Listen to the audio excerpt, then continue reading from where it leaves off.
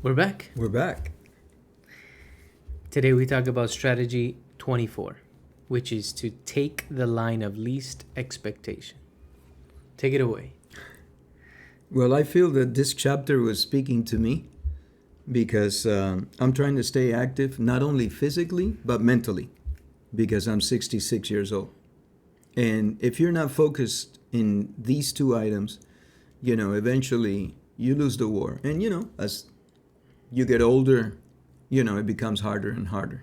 But this chapter says in one part, and I'm just going to jump to it, it says, keep your mind active and change it to be creative.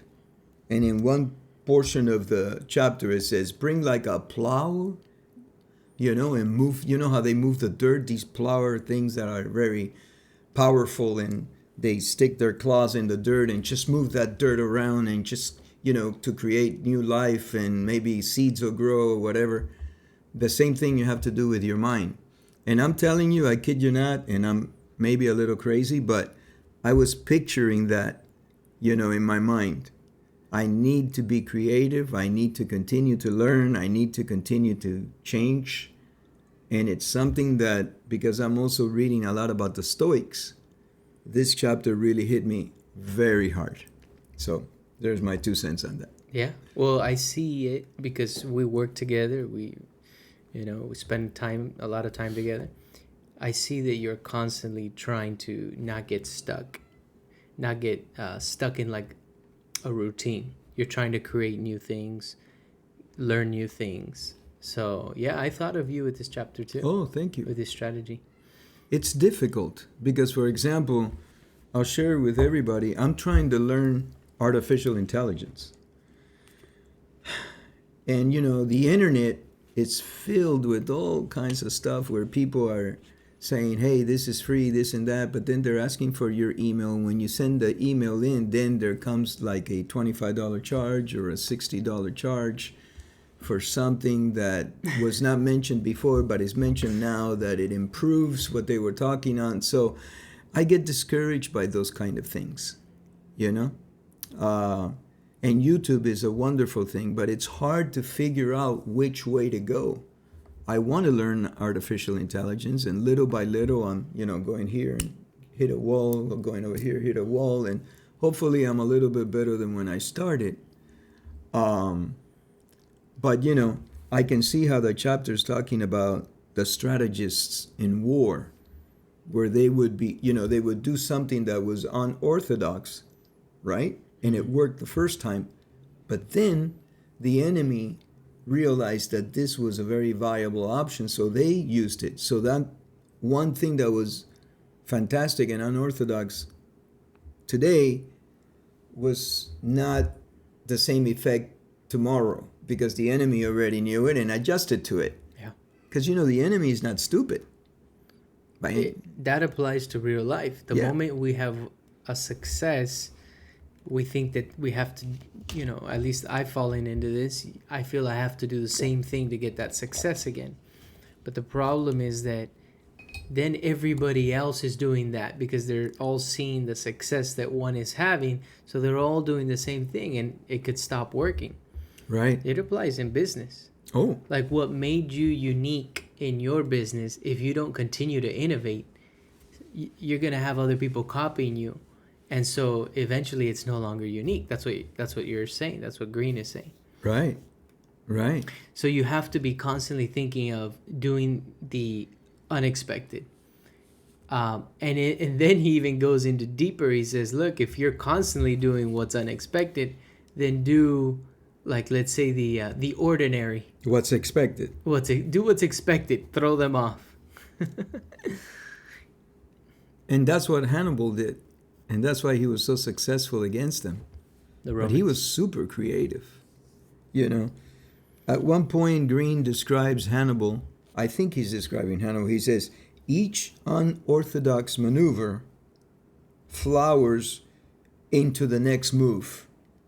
Because I think that he believed that once he used it, it was no longer a viable act anymore, because they knew about it. Right. Oh, he did this. So And then at one point, the Romans were expecting the unexpected. And then he turned around and did what would have been expected. You got to read the chapter, folks, but it plays with your mind. Yeah. It certainly played with mine, I'll tell you that. Yeah.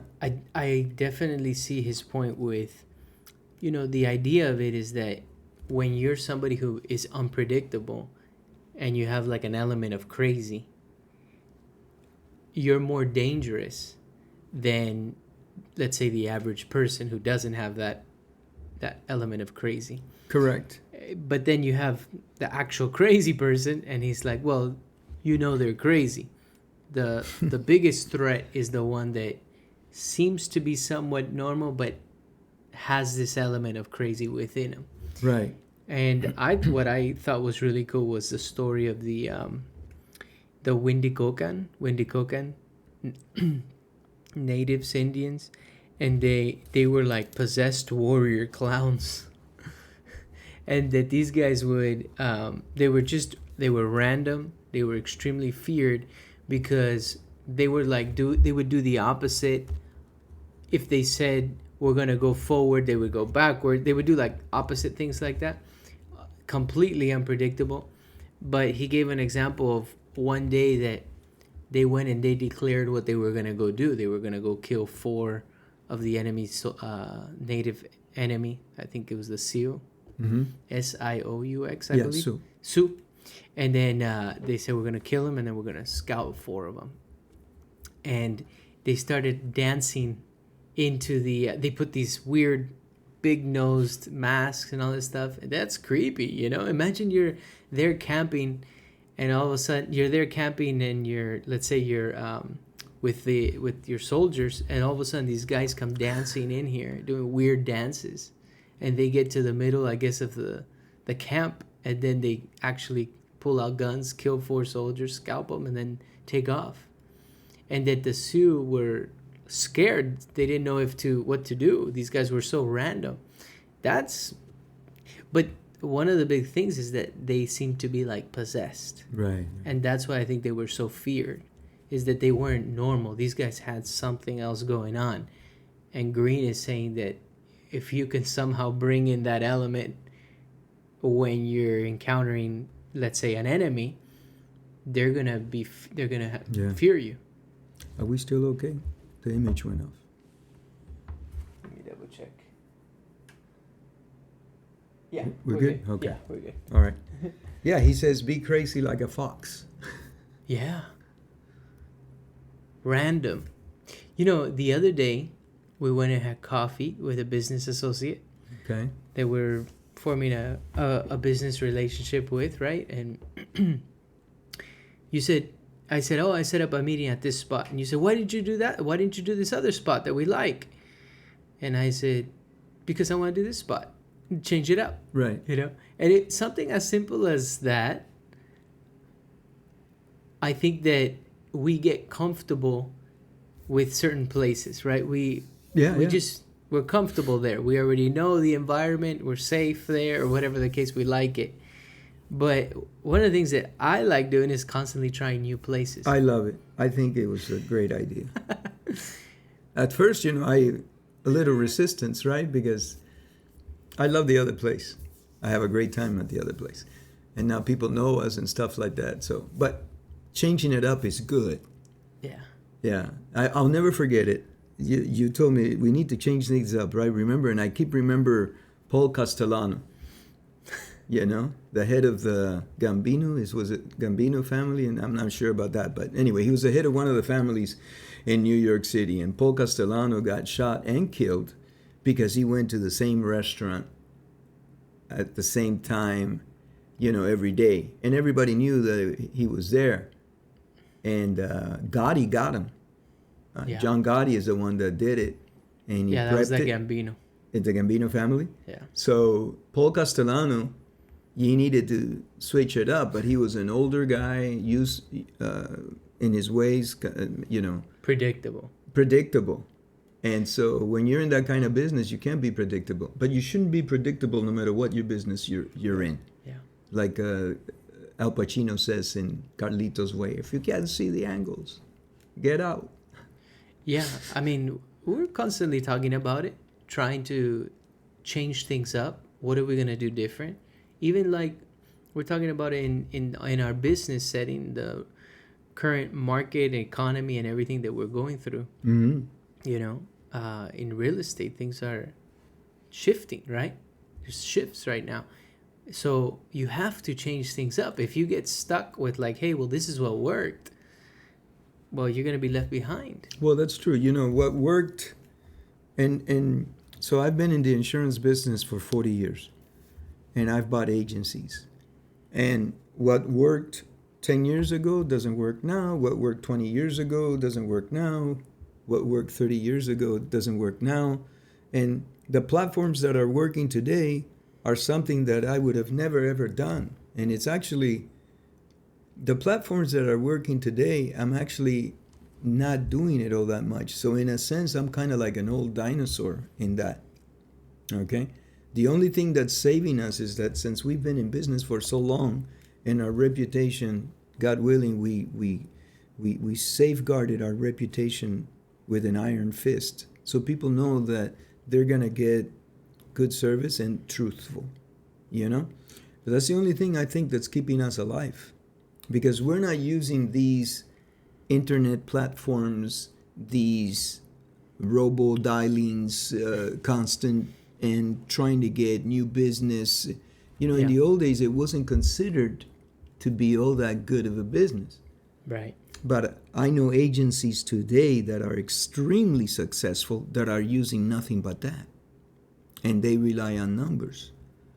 And you know, the pudding, how do you say? The proof is in the pudding. The proof is in the pudding, because these agencies now have been in existence for over 5 years. Anybody that holds on for 5 years and it's successful, I mean, if you're breaking even, okay, we got issues. But if you're making money, and these agencies are, then they've proven that there's a track record there. And you need to look at that stuff. Yeah. You know, this element of like unpredictability or craziness, whatever you want to call it. The unconventional warfare is what he called it. That, I think of a little bit of what Jordan Peterson has said before. He says, look, you need to make yourself a person that could be like a formidable opponent. It doesn't mean that you're going to use your strength or beat somebody up, but you have to be able to, if necessary, be a perceived threat. If you're not a threat at all in business, in life, or physically, you can't defend yourself. People, you don't have any respect in that sense. People aren't going to respect you. You're not a threat. But if people look at you as like, this guy's unpredictable, he's a little crazy, he's a threat, I'm going to be a little bit careful with him. And in negotiations, I was not coaching, but sharing with a friend part of the negotiation tactic. And I felt that he was taken a little bit aback because I don't think he had maybe been exposed to some of the ways that you negotiate. When you negotiate, the best negotiator is willing to lose the deal. Walk away from the deal. Walk away. Now, if it's a good opportunity, one might say, well, you're crazy to walk away from that deal. Well, yeah, I'm a little bit crazy. I'm willing to walk away from this because I'll go find another deal or whatever the case. That throws some people off. They're not familiar with that concept. It doesn't mean you're going to walk away from the deal. You're going to reassess, but that risk, that willingness to walk away, but don't you really want that place? Don't you really want to buy that building or whatever the case? Don't you really want that deal? Not, and I think that not that bad, right? And I think that that's something that Greene is trying to teach in here. And I think that really the only way to do it is you might be born with something like that or develop something like that, but I think that you have to, in real life, practice it. You have to practice like the example he gave of Cassius Clay and Sonny Liston. Was Cassius Clay already like that? A little bit, let's say, crazy? Because Greene says that when he was growing up, he already showed those signs. And it seems that some people, are maybe like born or develop at a very young age this rebelliousness or at a young age, and then some people continue it, some people maybe it dulls off. But with Cassius Clay, apparently that was one of the things he got into under the skin of Sonny Liston. Under the skin of a lot of people. And of a lot of people, he was like McGregor would do. Remember? Like McGregor would just talk, and he looked crazy, and he acted crazy, and he was right, and he was, he was successful for a certain amount of time. I think that these people, the laws of human nature, they probably read that book backwards and forwards and knew it well. Now, Robert Greene, to his credit, he says a lot of times that some people don't need the book because they already have that innate with them, man or woman, whatever, that they already are astute enough that they have the laws of human nature, mastered, and they don't even read the book, right? Now, I think that he's absolutely correct, and I think it depends on what you have experienced in your life that has provided you some insight into reading other people. Because the bottom line is how well you read your opponent. Mm-hmm. That's it. And if you read your opponent well, then you win the poker hand. If you don't read your opponent well, then you lose the poker hand. Because as we said many times, not necessarily the best hand wins at the game of poker. It's right. How you play the hand that matters.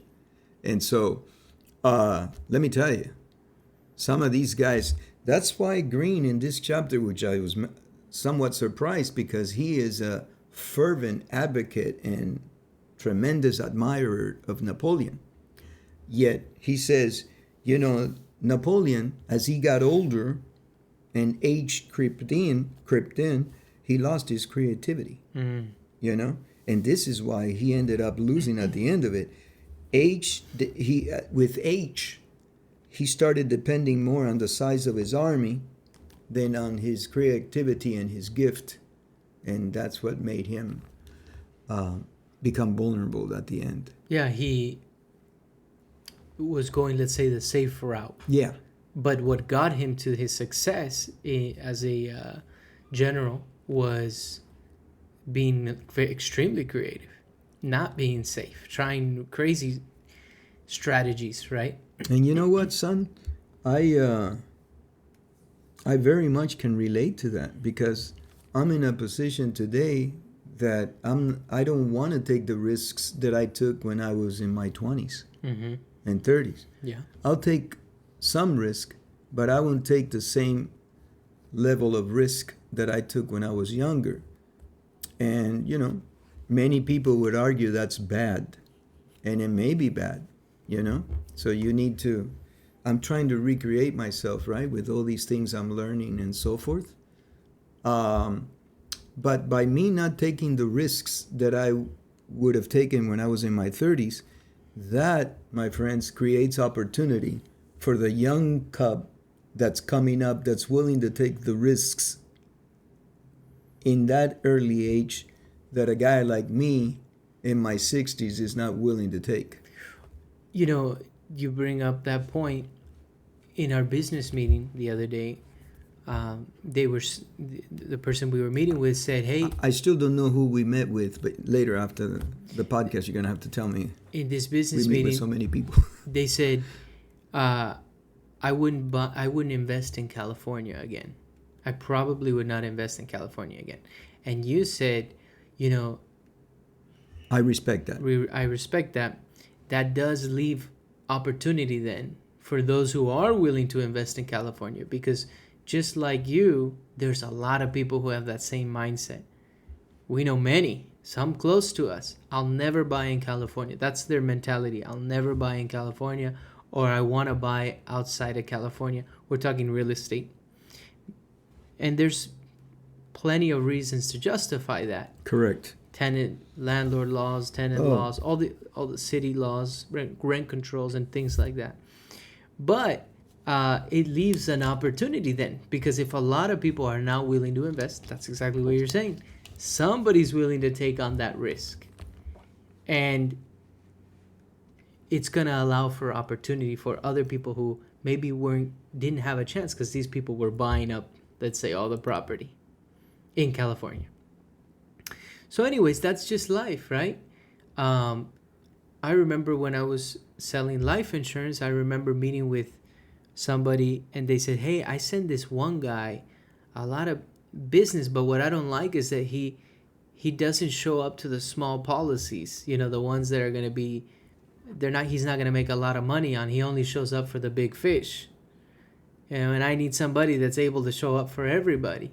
And I remember hearing that and thinking, wow, that's a lost opportunity. It's giving me a chance to start with the small fish, but maybe eventually I'll get an opportunity to also get referred the bigger clients.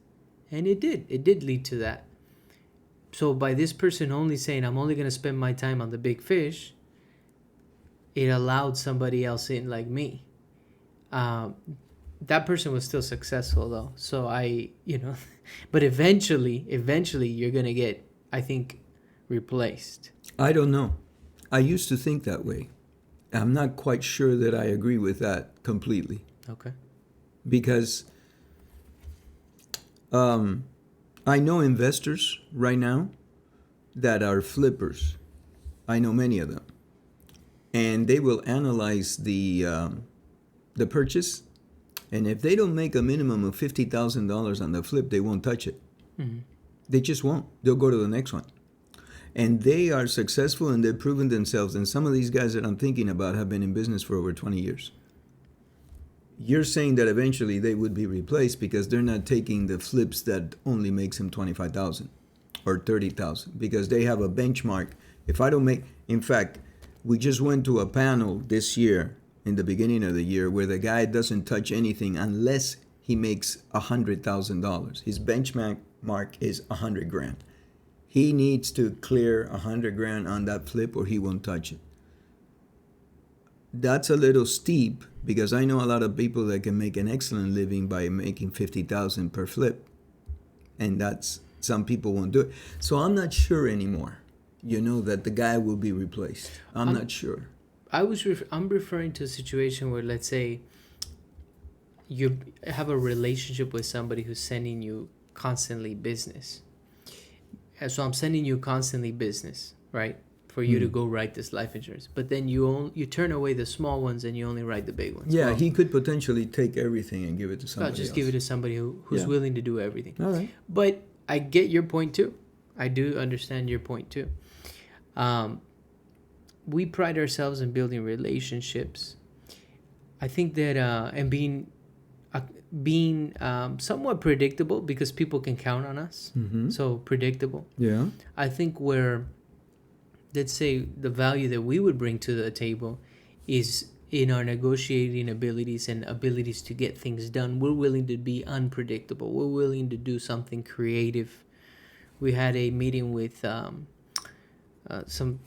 clients maybe a month ago, and one of the things they said was, we're here because of the creativity you guys bring to the table in business. Because a lot of people are kind of set in their ways, So if something's not working, what can we do to change it and reassess and move forward?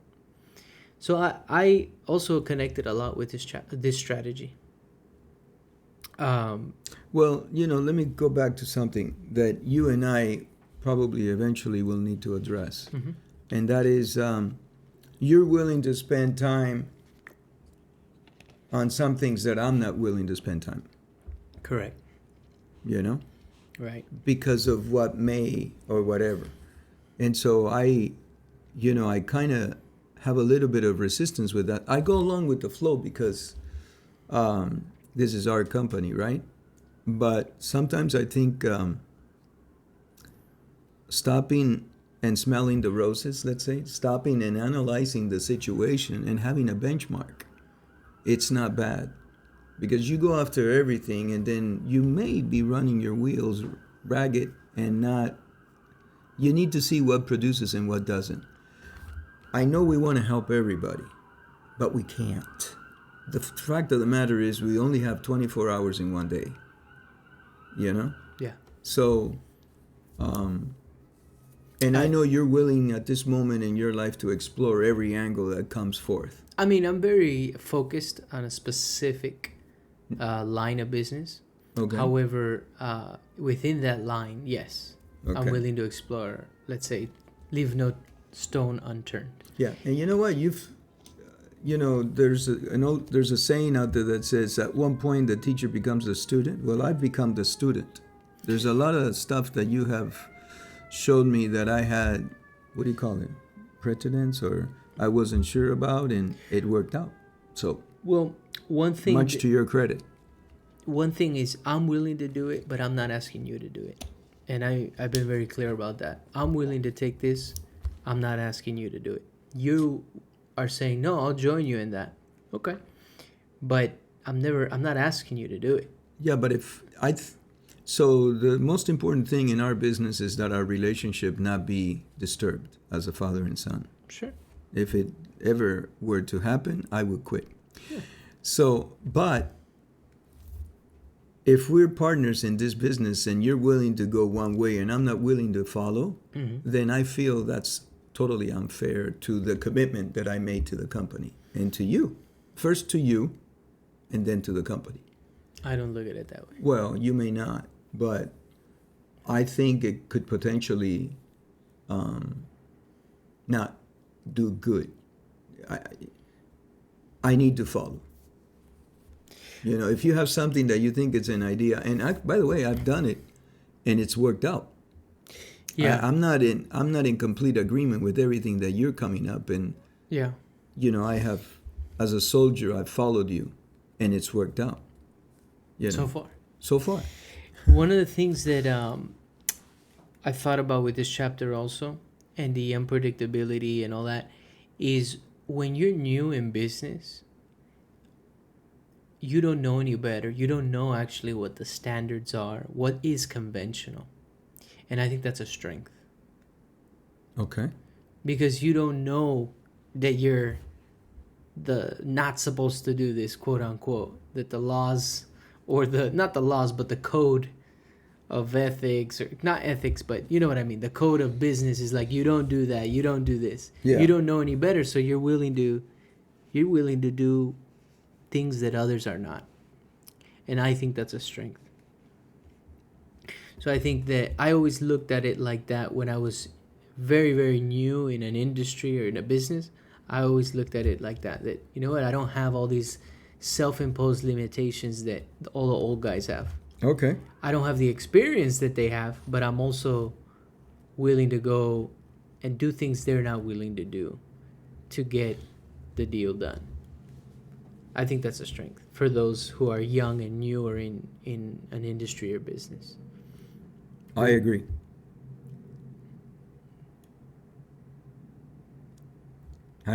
Yeah. One thing the chapter is very clear on, and maybe we can end with this, is the fact that the element of surprise is the key and has double the destructive power of any other blow. So the element of surprise. And actually, remember the other day, hey, let's go over here. Hey, let me call him, see if he's around. You go, no, you know what? Don't call him. Let's show up.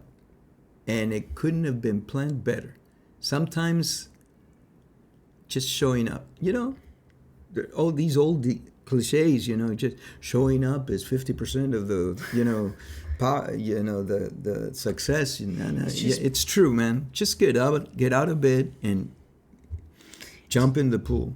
It's just go that show up. People are so like on eggshells or fear. Oh, but I can't show up without telling them. Oh, I can't. I have to call them or I have to text them. Or I'm not saying that's you. I'm saying a lot of people live like that. Well, it was me on that day. You know, I wanted to see if he was around, because if he wasn't, then I'd say, But we showed up unexpectedly, and it worked out too. Yeah. Yeah. Yeah, I think that it couldn't have been planned better. It's good. It's good to be unpredictable. We live by this strategy. Yeah. Like after this right now, we're going to hit the road. What throws me off is that when he says, well, if you're always unpredictable, then be predictable. Do the predictable. That's an interesting one. Well, you know what? What was it that I just read? The element of surprise. No, I know that, but each unorthodox maneuver flowers into the next move. Mm-hmm. So what he's saying is, I know he's throwing it in there and saying be predictable, but Every once in a while. But the truth is that if you're unpredictable and then all of a sudden you do something that's predictable, that's unpredictable. Read the chapter, folks. I mean, Robert Greene. No wonder every time he reads a book, he writes a book, he needs, like a sabbatical. He needs like 6 months rest or something. I think that's what he does. I don't know. It's a challenge. It takes a lot out of the man. Oh, yeah. It's a challenge to do the unpredictable, because maybe it's difficult for us too to do it. It's difficult for you to do it unless maybe you build that up and it's like, no, this is my normal. You have to be focused. Yeah. You have to be intentional, like you said. Absolutely. Yeah, otherwise. I just wrote down a couple words that came to mind at the very end of this chapter, and I just thought, stay fresh, creative, and new. I like it. Stay fresh, creative, and new. And we live by that. So I agree with Robert Greene on this one. Same here. We'll wrap it up. Thank you. All right.